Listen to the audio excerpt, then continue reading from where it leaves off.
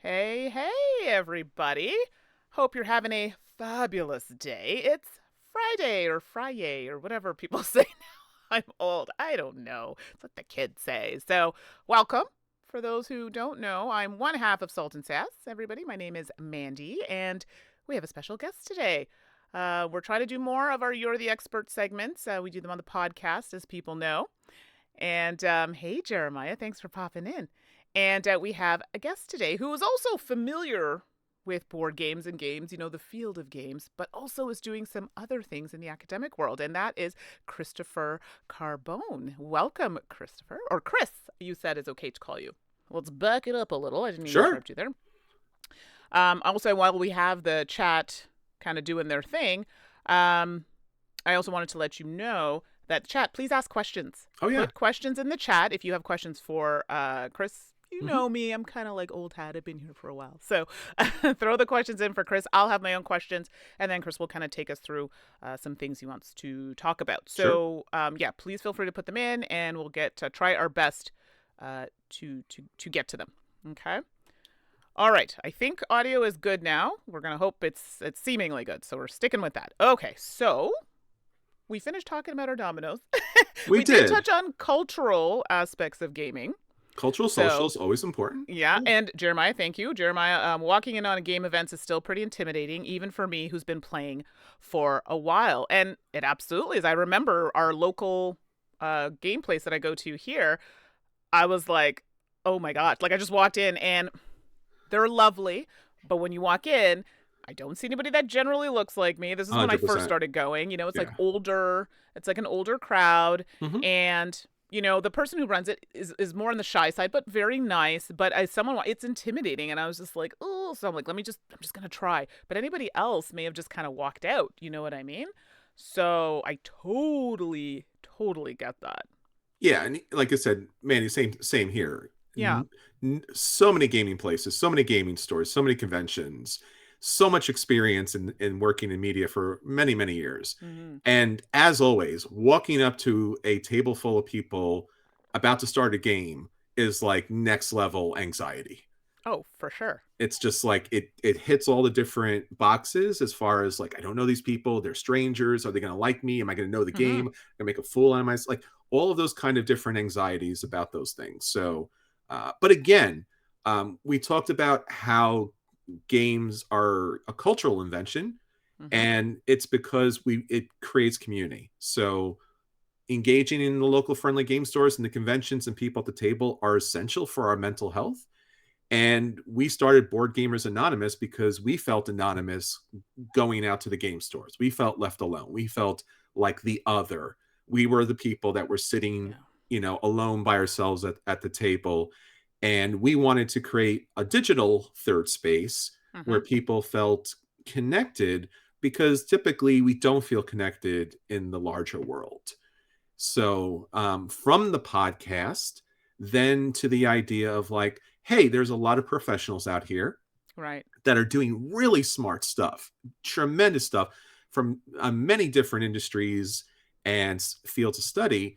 And we wanted to collect their genius in an academic journal called Board Game Academics, because again, everyone's a little bit of an island and we want to be a third space. So the podcast was a third space for people who didn't feel like they belong, but of course they belong. We want to invite everyone to the tabletop. And then the academic journal was for all these scholars that were out there on their own without the support of an academic community. And we wanted to draw them together.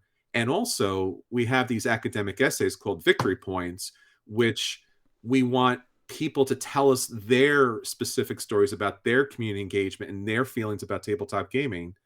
And you don't have to be an academic to do it. And we pay you to tell your story, because every story is essential, because every story brings more people to the table.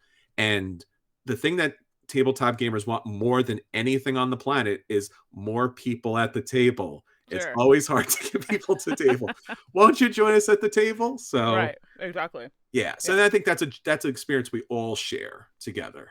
Yeah, absolutely. And a lot of things in the community, like we were just talking about. Hi, Tangi. Thanks for popping in. Tangi's another regular Hey, to Tangi. the stream. So, Hey.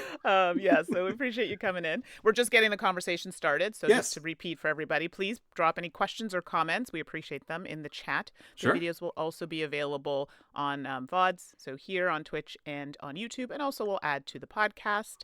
And I'll also drop some links for Chris's sites or organizations that he Yeah. works with. So I will put those in as well. So I'm going to kick off a question. Just get right into it. How can board games or games, I'm not sure if we're specifying board games for you, Sure. to contribute to mental well-being and reduce stress? I feel like this is one a lot of people can maybe relate to. Well, my first doctoral studies was in child development, and if you know anything about child development and working with therapy with children, play therapy is a very big thing. And I think most people understand the sandbox. They've seen that before on TV, and the idea of a child kind of playing with the toys to express who they are and the situations that they're having, and it was that kind of experience and research that's been going on for decades now at this point that kind of lent itself to my own research and my next doctor, which is in clinical psych, that tabletop games, role play games, board games, card games, a whole number of games can be utilized in really effective ways to address some of the underlying challenges that we have with our mental health. Right. And one of the things we should talk about very briefly is when we talk about mental health, everybody has a level of mental health, just like we have a level of physical health. And mental illness and mental disorders are no different than physical disorders or things of that nature. And some of us, like all of us, we're all on a spectrum. All of us is on a spectrum. We all have differences that are valuable and unique. And as Einstein is attributed to saying, like, we don't complain about a fish who can't climb a tree, right? So if we're different, just like all the animals are different, then we have different experiences, and maybe it doesn't help us in some ways, but some ways, in other ways, it helps us tremendously. And then obviously at certain points in our lives, we deal with trauma. We've had experiences that have not been good, and the way in which we've healed with them may not be the best. So if you personally haven't dealt with that, and I think almost everybody has, maybe you broke a toe, a finger, an arm, a leg, and when it heals, it doesn't heal necessarily the best, and you have to manage that injury. So from a physical to a mental standpoint, there's no difference, and we all deal with anxiety and depression and mental health issues at some point. Some of that's sociological, some of that's biological, some of that's interpersonal. So when it comes to tabletop gaming, what a tabletop game does is it shrinks the multiple worlds in which we live down to a place that we can engage that makes sense. And that small, shrunk down, focused kind of world where it makes sense, we can engage with other people that makes sense. So you don't have to deal with the broad sociological, cultural challenges and do I fit in? Is this right? Am I here? Are you there? Like, the rules of the game are understood by everyone play. And it's that magic circle kind of thinking. We all agree to the rules. And now I can engage with people in a positive situation, which for so many of us, sadly, is not true of our lives in general. Oh, for sure. So just from that broad sense of like, can tabletop gaming benefit our mental health and help reduce stress?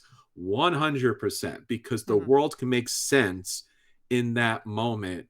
And I think that's essential for us as human beings. We need a breath. So how do you feel? Do you feel like people like myself who are part of the neurospicy community? Absolutely. Do you feel like maybe these add some additional anxieties or stress? And we're going to talk about games that might be specific to reduce stress, but do you feel like that could be a factor that could make things potentially more challenging? So when we talk about tabletop games, and there's so many of them, and obviously also RPGs, typically we don't think about them, but they play a very big role. Depending on the game, it can be very engaging and helpful and supportive, or incredibly challenging and divisive. Right. So when we talk about the games generally, we want to talk about getting a sense of how you feel you want to engage with the world and in that kind of gameplay. So maybe if you feel that your neurospicy status is challenging in the real world, in the real world dynamics, maybe you want to choose a game that benefits from your neurospicy dynamics and really is supportive in that way. So the more you play that game, the more supported and understood you feel. And that Right. feels fantastic. But of course, there are games that are certainly going to challenge you. So maybe competitive games or player elimination games are not what you want to do. Maybe you don't want to do a press your luck kind of situation. Right. Maybe if you're again using very general terms, maybe you're on the spectrum and it's a little more challenging to play role play games. Maybe you don't have that internal imagination where you can visualize certain things. But again, it's that fish climbing the tree, right? Yeah. Like that fish is brilliant at doing so many wonderful things. We just have to find the right games for them. And there's always accommodations for games that make people feel present in those games. And we're always trying to do things. And that's what the academic journal is a lot about, is Mm-hmm. about finding those accommodations and those inclusions. And just this past PAX, we did a whole presentation with about 5 or 6 different organizations talking about how to include gamers from all spectrums to join us at the table. Okay, which is really important because which is going to lead me kind of a little to my next question. I'm going to put you a Yeah, little bit on the spot. go So for while it. you're thinking, and I'm going to see if this we put some little stars in there so y'all can get some points there. I know I like to do things while I'm thinking, so Go for it. exclamation jump in the chat, and that'll jump your little character over the stars.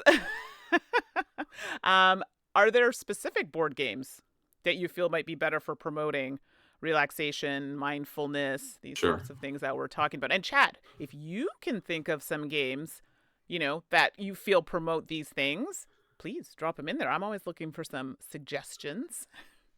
So the short answer is it depends on the person, Okay. because I don't want to give you any specific games that someone's going to try and then feel like it doesn't work for them, because we're all very different. We're all neurospicy across the board. There are certainly games that lend themselves to more of a meditative kind of state. Right. So the first game that pops into mind, of course, and the game that I've used with a lot of people to kind of bring in that meditative state is Takedo.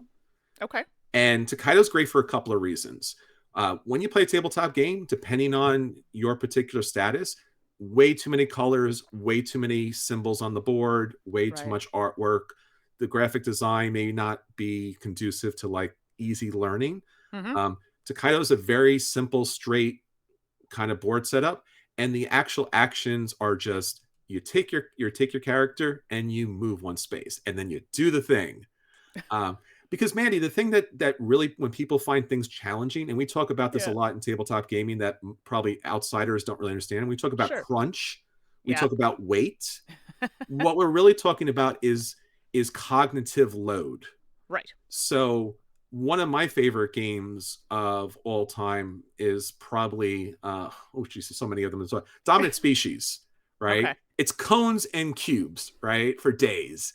And but you have to keep like 20 different things in your head, juggling at the same time. Right. Now, if you take somebody who is very stressed or anxious, they are going to want to have something that's very simple and straightforward and understandable. So Azul is another great game for that, because it's Mm-hmm. you can always make a good choice. You can always play something on your board. It may not always work perfectly, but you could always play something out there too. And there's a lot of great games that kind of fit those roles across the board because they're built in that kind of same dynamic of that cognitive choice is just one choice and not Right. 5 or 10 different choices, because that's when things run into a lot of problems and challenges across the board. And one of the things that, if you want to look, there's a lot of tabletop designers and publishers who are very much aware Mm. of the challenges of tabletop gaming to kind of keep people away a little bit.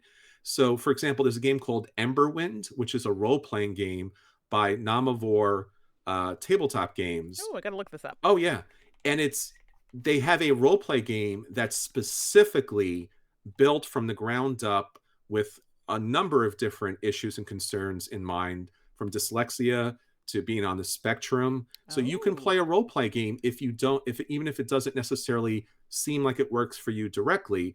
And they also have a number of different kid games that you can play with kids that are very easily accessible for the neurospicy population. All right, I'm going to put the link to that in there in case people want to 100%. Check out his games. They're great. And the designer has a background in psychology, and the crew is all about inclusion and accessibility. No, this is great because I've tried a few of the RPGs that are like meant for people who are, like it's supposed to be easy and, Yeah. just jump in. And I'll be honest with you, I think I tried the Arkham Horror one that Oh, came sure. out. I play RPGs. I'm not an expert by any means, and I've never, led one at all. And this was one that you were supposed to be able to, for the most part, jump in and do it. Mm-hmm. It was not that. So, No. some of them claim to do that and not. I think another one we had tried was Critical Role. I think David might be floating around in the chat.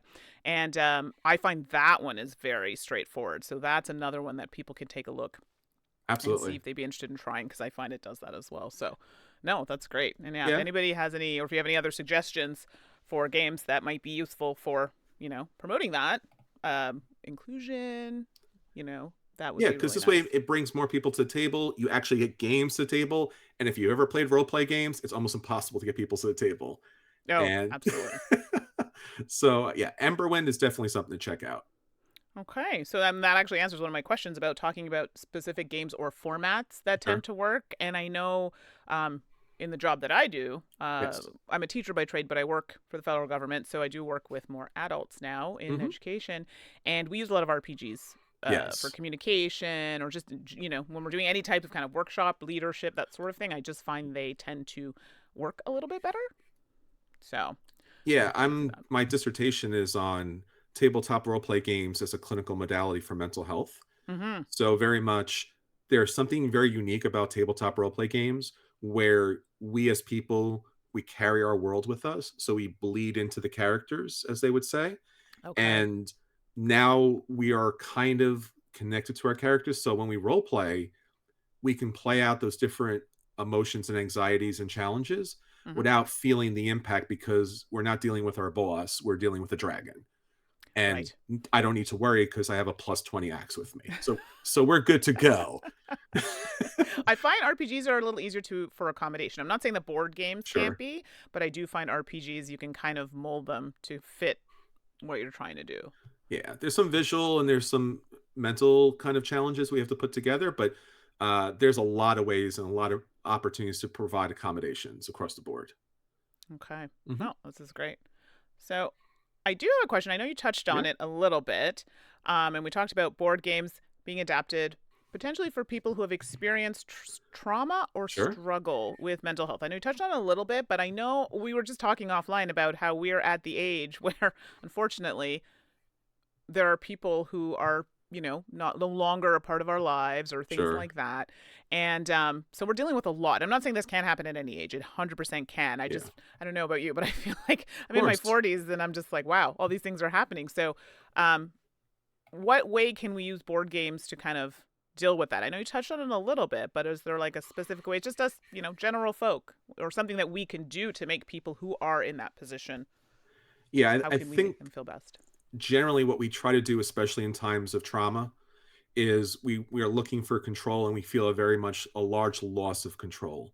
Right. So tabletop games are great because they Mm-hmm. can help focus us, and we can also play out in a world of rules in which we can feel like we have some sort of control. So sometimes I feel better, sometimes just even punching a game, Oh, it's because so true, right? it's so meditative and cathartic. Punch, punch, punch, and sometimes organizing the board games and all the bits and pieces.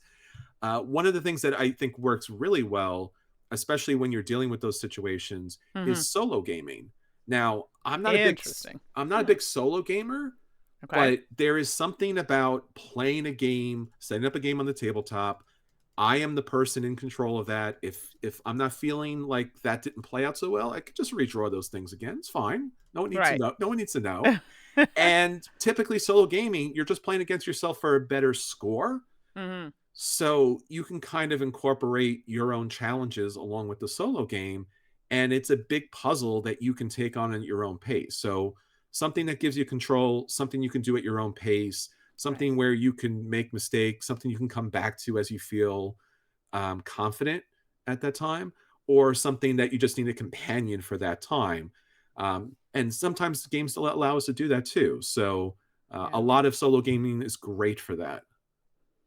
Which is interesting to hear because I'm always complaining that I'm like, oh, solo gaming. I like it, but it has to be a Sure. very specific Oh, sure. type of game. And So again, I, with yeah, everybody being so vastly unique, right.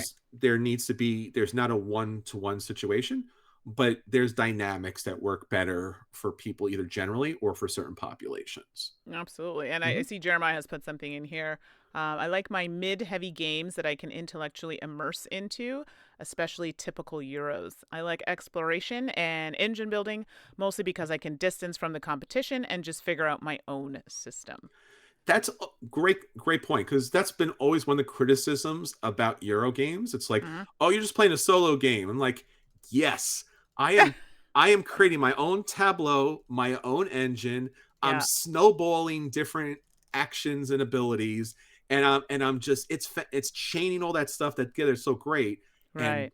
everyone else can do their own thing. Look what I did. I feel great about it." And at the end of the game, I created, I don't know, a business, a machine, a farm. I did this all in front of me. And Right. again, that's such a great experience. Yeah, absolutely. And yeah, I'm right there with you on the choice of games, Same, Jeremiah. 100%. Oh my goodness. So let's see here. All right. I have a lot of questions, everybody. I'm Sure, like, they're all so good, but I don't want to go off track here. But please, and interject to Christopher, if there's something sure. specific you wanted to talk about at all. Like, you know, you had mentioned some of the work that you were doing Oh, sure. with, you know, the academics and with Anonymous. Like, what's the distinction between the two? Can you tell us a little bit more about that? Sure. So Board Gamers Anonymous is our online podcast. We do a podcast episode each and every week. Hmm. We've been doing it for, it's going to be 12 years. We're over 500 episodes. We also did a podcast every night's game night with Jason Perez. Oh, And we've had a solo podcast. We've had a Kickstarter. Board Gamers Anonymous website is great for all of these different resources. And what we talk about typically on the podcast, amongst a number of different activities as far as reviewing games and things of that nature, is the inclusive accessibility experience that we want to mm, have everyone at the table. right, And a lot of times when we talk about the positives of tabletop gaming, we also want to challenge the problems of tabletop gaming as well, right. because these games are meant for our community, and our community should be reflected in those games in a positive way. So that's something that's essential for the podcast, and we have a lot of fun talking about the industry and tabletop games. The academic side, the scholars out there who are using tabletop games in a number of amazing ways. And we have two academic journals already out. You can go to Hmm. boardgameacademics.com. It's a free website. Everything's open source. Typically, there's a paywall. Typically, there's some gatekeeping as far as who can post. You can read all those articles right now. And our third issue will be coming out probably 6 months to a year from now. And we have about 30 different academics who are talking about all different aspects of tabletop gaming. And again, we all have these victory point essays. We already have two up right now about people from different communities talking about their experience in tabletop gaming. And we got this through a grant, and we want to Nice. provide as much money for all the gamers out there as possible. So if you have a unique experience out there that you want to share about tabletop gaming, we'll pay you to write it up a little bit, and then we have a full staff of editors and support to ensure that your words get out there to the larger public. Because again, the more we highlight those people out there who Hmm. typically feel anonymous, as we always did, the more people that come to the table. And again, Right. that's what really want to have happen. So it's a positive thing across the board. BoardGamersAnonymous.com and Board Game Academics. We're just here to support the community, because the community support us tremendously throughout the years. Yeah, exactly. And I put the links again in the chat if anybody wants to learn a little bit more about the work you're doing. Mhm. It's give a little click and be able to see that as well. And then from the So, mental yeah, health side, Mandy, one of the things that, yeah, again, there's so many organizations that we've been so thankful to work with over the years. If you're interested or you're feeling a little challenge and you feel that tabletop gaming is such a benefit to you, or even video gaming is a benefit for you with your mental health, I highly recommend checking out Guardians Mental Health. That's an organization, some friends of ours, that they're all trained counselors, psychologists, therapists, and they use tabletop gaming in a number of different ways to benefit a number of different populations and serve everyone's mental health. They also have free packets that they will mail to you to show you how to use tabletop games and online video games to benefit you. They're a tremendous group of people. And again, just shows how great our community is at large. Yeah. No, and that is actually in the links as well that I added there. So there are 3. That's the last link there. So if you want to learn more, click that one. Mm-hmm. So we won't go too deep into this next topic. I mean, it needs to be acknowledged. I mean, the current climate right now that we're in, it's a little stressful. I'm sure it's causing a little bit of heaviness on a lot of people and their mental health. I know for myself, I'm Canadian, for those who don't know. But yes, it does affect us as well. And Christopher is American. So, we are neighbors. Mandi, on behalf of the Americans, we're very sorry. We're so very sorry. So sorry. We're hoping this will come to a resolution at some point, but we're here. So this actually leads me into my next question. Yeah. How can we use games in general to help with building emotional intelligence? Sure. And or empathy? One of the challenges that we all deal with is that we're thrown into this world. And as we grow up, we assume that the rules in which we live, the language that we use, the clothes that we wear, the dynamics that we have, the culture, the politics is God-given. Right. It's just, it's part of the existence. Anytime you've ever played a tabletop game, you play with a rule book, right? It's like, I'm playing with a rule book. It's like, oh, this is a set of rules that are made up so I can enjoy this dynamic. You know what else is made up? A lot of the rules in which we live. Sure. And once you start playing a lot of tabletop games, you can start seeing the matrix out there in the world that a lot of these rules are made up by dominant systems that are controlling or marketing or propagandize or gaslighting a lot of us out there.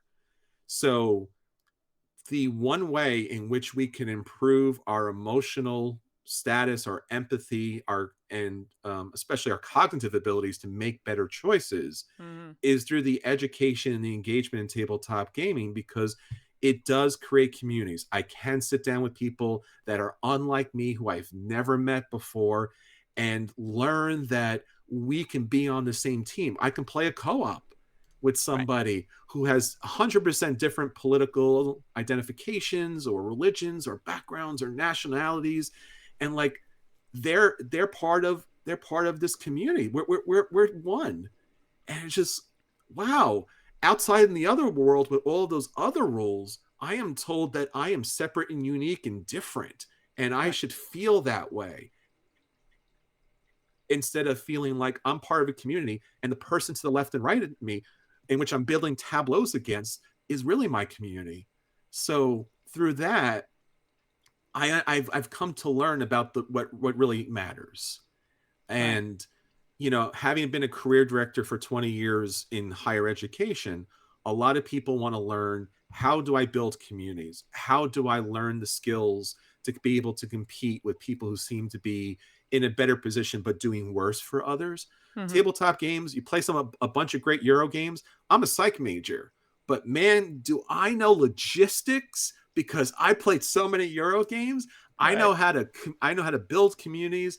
I know how to organize. I know how to develop. I know how to build marketing and plans and brands. I know how to connect with others that are so different than me on the surface. But again, if we can draw around the tabletop, then I recognize that we're all the same in the most meaningful ways possible. Right. And that's just from cardboard. Cardboard did that. I mean, which is great. Yeah. I mean, and this is something that's been around for a long time, right? It's not like board games or games in general just randomly appeared, right? No. So I feel like this is something that a lot of people, oops, sorry, turn that up too much. A lot of people have probably been using and just never really sat down and thought, hey, this could be good for us, good for me, to do or learn these things. 100%. I mean, we talk about tabletop gaming. Well, everyone thinks about video games. Yeah. But tabletop gaming board games like Senate is a game that's like over 5,000 years ago old. And so many games like Mancalas Hmm. and so many different chess, of course, and checkers and Chinese checkers.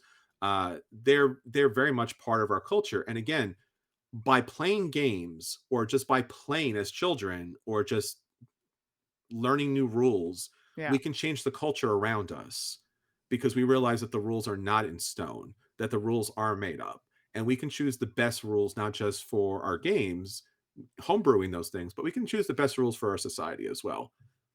So, and how does this? So, this is kind of like a tangent, like Yeah. it's kind of an offshoot, I guess, but it is in relation to games. How do you navigate? Like we talked about, like going to, an event or something and walking in for the first time, that sort of thing. Hmm. How do you deal with like those larger conventions? Do you know what I mean? Because those in a whole are generally stressful for a lot of people. Yes. I myself, I go to a lot of them, but they're stress. I find them stressful because it's a lot of Yeah. people and I'm working and things like that, and I sometimes need that time to myself. Yes. Otherwise, I get a little cranky.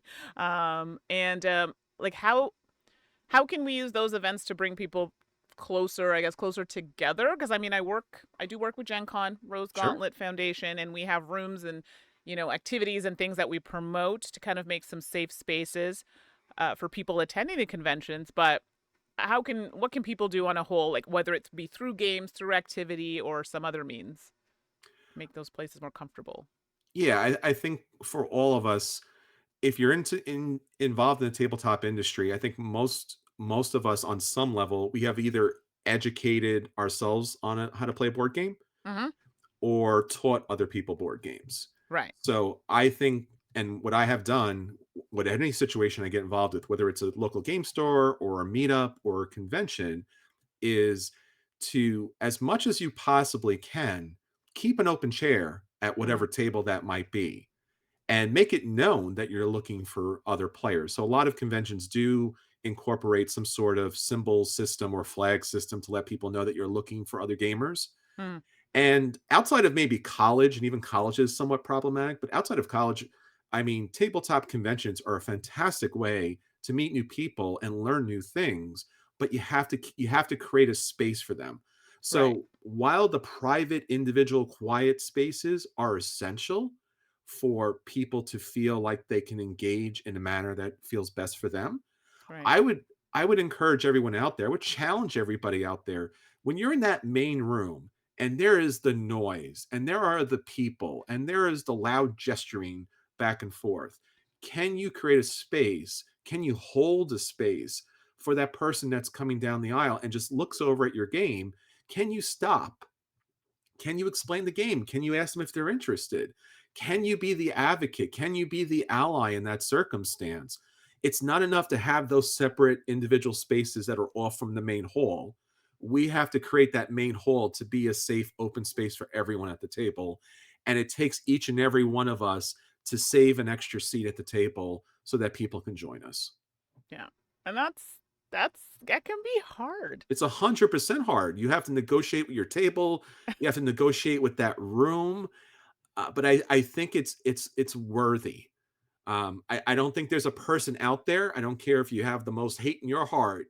You want more people at the table because you want to play your damn games, and you'll take anybody. And once you do, your heart's gonna, break open and have a lot of love in it because they're playing your game with you, and you just could not be happier. I will admit, Christopher is a far better person than I because there are certain people I just I have, and this Oh is my yeah. next thing we're going to talk about, are boundaries. You Oh know what I sure. mean? And I have limits, and I definitely have things I put in place when I attend conventions. If I don't know the person well, I'm not going to be playing a lengthy game with Oh them sure. because if things go poorly, then I don't want to be, you know what I mean? I don't want to be hanging around in that situation. Or, if someone has an attitude from the beginning, and listen, I'm all about not judging people, but you got to be respectful from the start for me. And I'm not Sure. saying that these are, you know, rules that everybody has to follow, but I definitely think boundaries are important. So, what are your thoughts on that? Boundaries Yeah, I mean, in the gaming sphere? 100%. I mean, first and foremost, you have to have the capacity. Mm-hmm. Not everybody has the capacity, and not everyone has the capacity at the moment. right? So, do you have the mental and emotional capacity to hold that extra space for a game or a random person or a new person at the table? Right. And it's okay if you don't have that. And there's a lot of reasons why you wouldn't, because you have to, first and foremost, you can't serve other people unless you are first taken care of. Right. So you can't serve from an empty cup. So first, your cup must be full. Mhm. So, and tabletop gaming, I think for a lot of people, including myself, and it sounds like for you too, Mandy, Yeah. like it fills our cup Right. and it allows us to provide for others. So you certainly have to pick those spaces, of course. The boundaries issue is essential because what we're trying to practice in tabletop gaming, whether it's in a therapeutic situation, and we Mhm. do this with clients, is first and foremost set the boundaries Yep. and let people know and try to find out for people what they feel comfortable with. And then at times during the game when things might be challenging or problematic, is to come back to those boundaries and check in with everybody. Yeah. And again, that doesn't mean you open up a game and you leave it open and you sit there and you wait for random people on top of random people. Yeah. But maybe you take a person, Sure. maybe you walk over, people are trying to learn a game at a table Yeah. and you know how to play it. So you just sit down and you teach the game really quickly. You do your good deed and you run off and you go play your game with your friends. Uh, but boundaries are essential for tabletop gaming, just like in regular life. It's a relationship that you're sharing at the table. Right. And that idea of the magic circle that we all share, what these rules are essential for this gameplay, so don't cheat. Also is be respectful for everyone at the table. So if someone disrespects the boundaries, Yeah. they have broken the magic circle that comes with the game, and they need not to be there anymore, Mandy. They just need to Yeah. go. Exactly. And that is also a lesson for them, Mandy, that they Absolutely. that they need to understand. And we've dealt with this with a lot of people at game Mm. nights, and sometimes it's unintentional. Sometimes it's because Sure. of certain challenges that they might have or certain negativity that they bring with them to the Mhm. table, is that that's not okay. Yeah. And if we as a community say that certain things are okay and certain things are not okay for our own mental health and for the mental health of the community, those people will in time, hopefully, and I've seen this, and there's data and research on this, Sure. they will accommodate the custom and culture of the positive gaming sphere that we're trying to create. Yeah. And that's the hope, you know what I mean? And we won't go too deep into it, but I mean definitely some of us who are falling into different kind of categories, like those of us who are, women or femme or, women Yeah, identifying, you know what I mean? Like it's a little different experience or, people of color, like it's a different experience. Like it's all of these things make a it makes up the experience that we have a little different. 100%. So for sure, those can cause some kind of stress or, challenges for your mental health. And it can be hard to verbalize that without feeling a certain way. Do you know what I mean? From outside sources. So boundaries, I think, are really important in general for Mhm. everybody. And I think that will protect your mental health. So yeah, no, you're And absolutely right. it's the problems that, as you mentioned, Mandy, that Hmm. females and femme people are feeling and Hmm. people from different groups are feeling is not an issue that they are having. It's Right. an issue that the large homogeneous population of white males that look exactly like me are Hmm. causing, and it is us that needs to correct those issues. Right. So when I'm at the game table, it is my responsibility to ensure that the game and the gameplay and the participants all are in line, because as we are the cause, we are also the solution for that. Sure. And if people do not feel comfortable at the table, then we are doing something wrong as this large percentage of the population. And we need to change that, because once again, you all want people at the table. Oh, And yeah. you are missing out if you are not playing with everyone you could possibly play with. It Right. has certainly changed my life, the people I've met at the table. And I'm so grateful for all the uniqueness that everyone brings.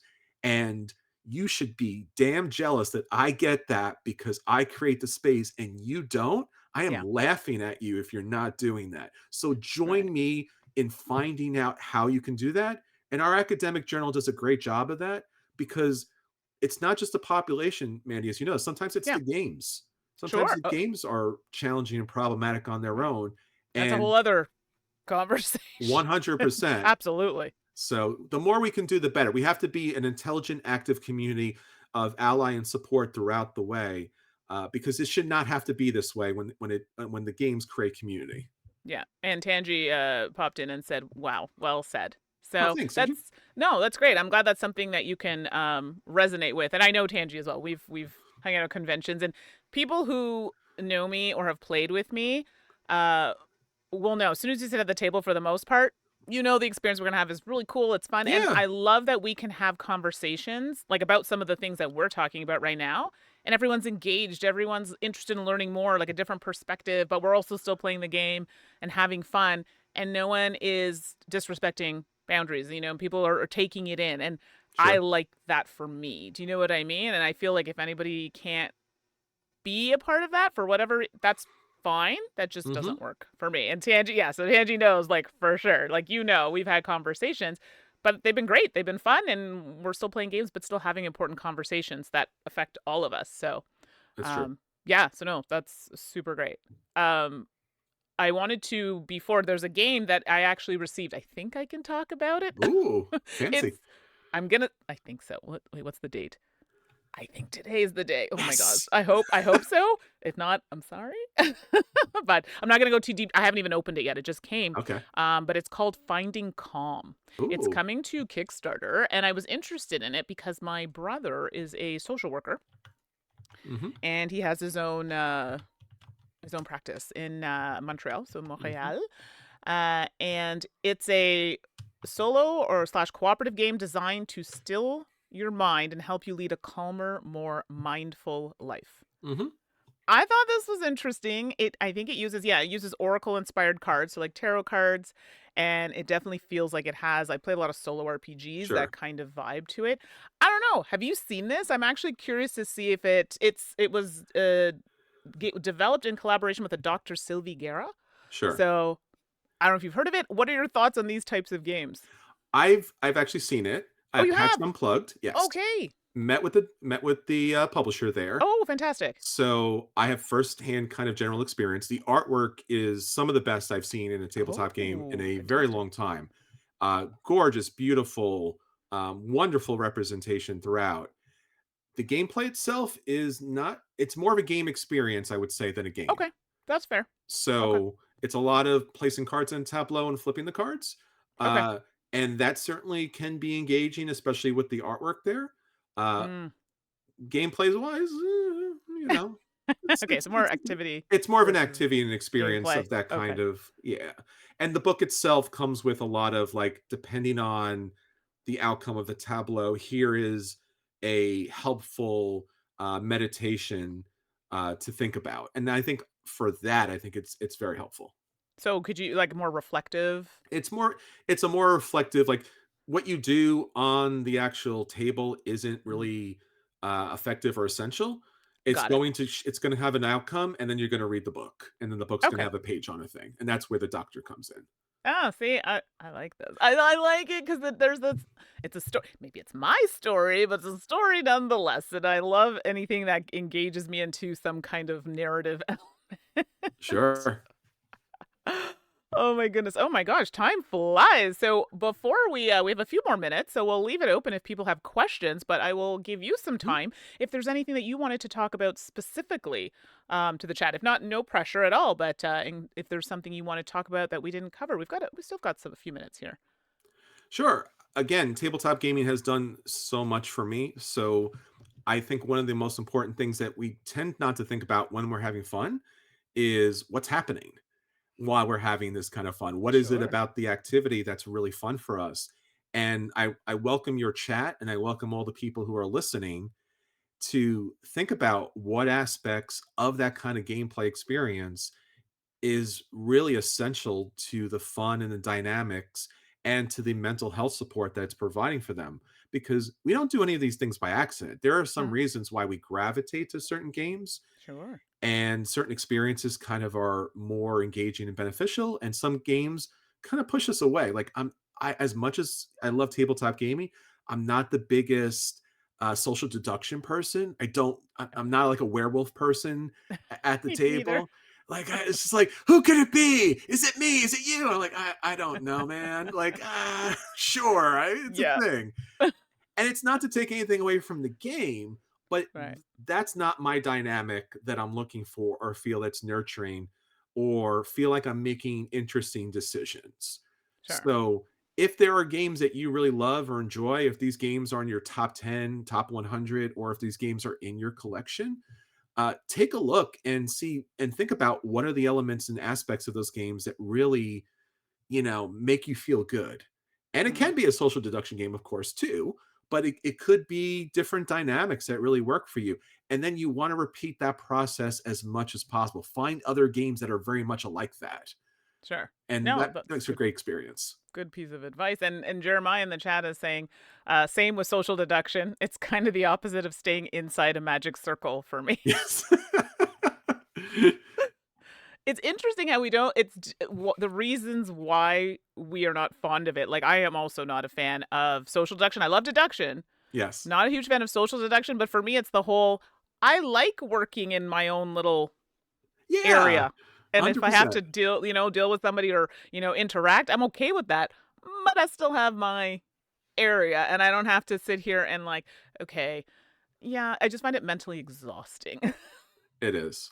And again, a lot of that is we discover who we are through play. Right. And like you could take a Myers-Briggs test Mhm. where maybe like Mandy, what you're describing could be considered more on the introverted side, where like, yes, you can play this game, but you're going to feel burnt out from doing that. Right. And again, both of us do media for tabletop. Right. And we're like, everyone's like, hey, you must be so extroverted. You're always smiling, you're talking, you're great. Like, after this done, I'm going to take a nap because I am going to be tired because I am portraying myself as an extrovert, but I'm more on an introvert side. So the games really need to fit that kind of energy. Not that you Yeah. can't play those, but again, what energy really works for you? Absolutely. I think I posted not too long ago that I just played. I only get to play this game maybe once a year if I'm lucky, but I really enjoyed it, and that's Millennium Blades. Oh, yeah, that's great. I don't know if you've played it. Okay, so you Yeah, have played it. I have. It's a lot of there's some interaction. And I Yeah. don't like games that have timers. I don't like games Oh, that have no. memorization. I don't like programming. And it has like a lot of these things, but I like it. Yes. So it's really interesting some of the things you don't like, but if a game is done well Yes. or it does those mechanics well, then you're like, oh, actually, I kind of like this little mix here and what it's doing. Yeah, like Oh, I'm yeah, good. I mean, I love playing all types of games, but I'm not the biggest co-op fan at sure. all. Oh, really? But Okay. I love Spirit Island. I love Defenders of the Realm. I Right. love certain kind of co-op games, and it's just like you got to find your niche, and that's Yeah. just like anything in life. No, absolutely. No, that's very true. And Jeremiah is saying, I like the game Insider. Nice. They are trying to figure you out, but it's not really because you are a villain. You are more like the seer. So Okay. that's a good game. Insider is good. And again, I hear you, Jeremiah. I was kind of like, I don't know. Oink knows what they're doing. Oink does a good job. Exactly, exactly. So, yeah, no, that's a good choice. I like that one a lot. So, well, look at that. It's already time is up, everybody. I mean, Oh no. I know. I feel like I had more things to talk about, but I guess Yes. we're gonna have to end it because I am off. I have had a socially taxing week See, this week. So may I recommend a board game, Mandy? well, here's the thing. Okay. I had a game day tomorrow, which Okay. I Good. had to cancel. Oh Honestly, no. I need at least a day or two between things that I'm doing to kind of just like regroup, and I haven't had that. I've just been go go Sure. go go go go go, and I'm like, hey, if I don't just veg and like play some Avowed or a solo RPG or something, I might lose it. So I didn't want to I be understand. cranky, so I'm like, I canceled game day tomorrow, but I am going to see Our Lady Peace. It's a Canadian group, but Sure. you all would know if you're American. They had a lot of hits in the States, so Yes. yeah, they're gonna check that out, and hopefully that'll relax me a little bit. Excellent. What about you, Chris? What are you doing tonight? I am recording a podcast tonight, so I'm gonna just chill out for a minute Yeah, and then somehow pull the energy back. And then Board Gamers Anonymous, I have to bring up the energy again because we're doing another podcast. We do podcasts every week for like 7 years now at this point. So that's a That's a long time. I mean, I It's can't. We've only been doing it bi-weekly, and I'm like, that's a lot. So yeah. Yeah, again, I think the response that we get back from the community, like you get from your community out here, Mhm. Mandy, Yeah. is the third spaces what we found throughout the way have kind of disappeared a lot in the Yeah. industry. So if we can provide that for people in a digital form or any format that they can kind of like listen and go, Yeah. we would love to do that because again, we're all challenged, especially in this time and space more than ever before. Mhm. It's good to know that there are people out there with us.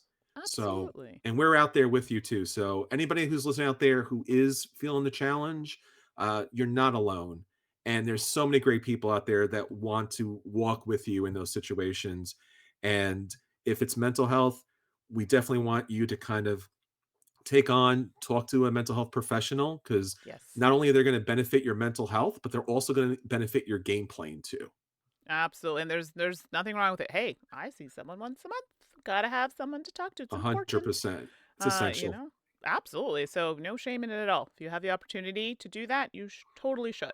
And Jeremiah in the chat is saying thank you for the insights. Subscribed now over Spotify. So there you go. You've got someone who's interested. So thank you, Jeremiah. And Thanks so much. yeah, and yes, you have not heard Our Lady Peace in a long time. Yes, this is like their 30th year anniversary. Wow. That just confirmed how old I so it's been a while. I will put the links in the chat one more time where you can find some of Chris's work Mhm. and some of the board gaming site as well, academics, and the Guardian's mental health. So you can check those links out. Again, I will post the video. It'll be on the VOD here, YouTube, and we'll get Suzanne to take some clips of this and put it in the podcast as well. So if you listen, you'll probably hear it there too. So if you have any other questions, though, you can send me an email, saltandsassgames@gmail.com, or hit us up on the social, Salt and Sass on Blue Sky.